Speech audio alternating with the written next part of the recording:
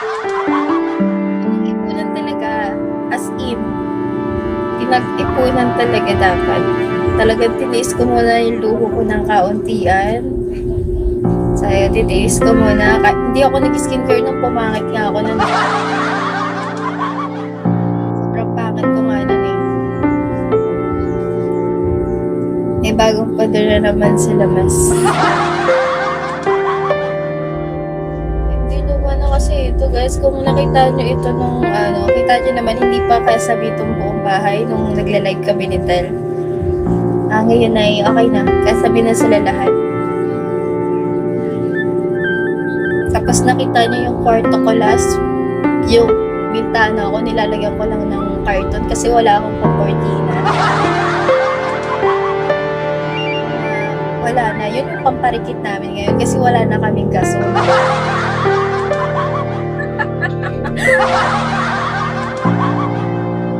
Doon napunta Kuya Lev. May kasabi kami pero wala kaming pang-gasol na.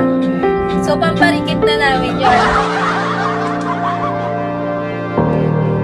Every time na tinitingnan ko yung bahay, sabi ko, nakasami ko na pala ito lahat. Tapos tinignan ko yung kwarto ko, natapos ko na pala siya. Parang ang bilis na.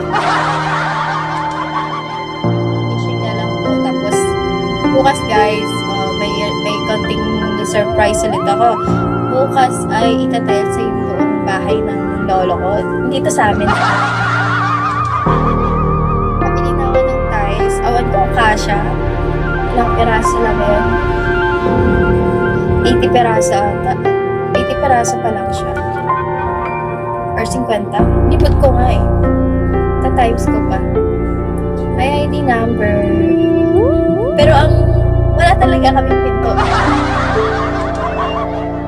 May unlock lang ay yung pako. So, ayun.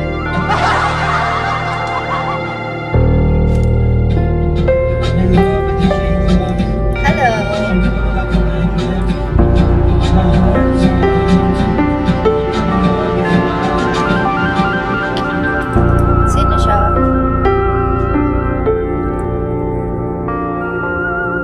Hi JP, good morning.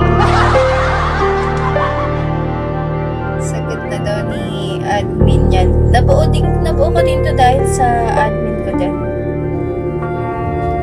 Kada kota ko nun. Alam nyo, hindi ako na-excite nun pagsasahod ako. Kasi sabi ko, mga 3 sahod, yan, mabubuo yan lahat. Tapos nakatay-atay naman. Tapos may mga tumulong din talaga na mababait na tao.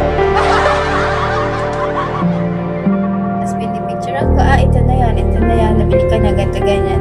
Kasi mababait naman yung mga mayayaman dyan na expender.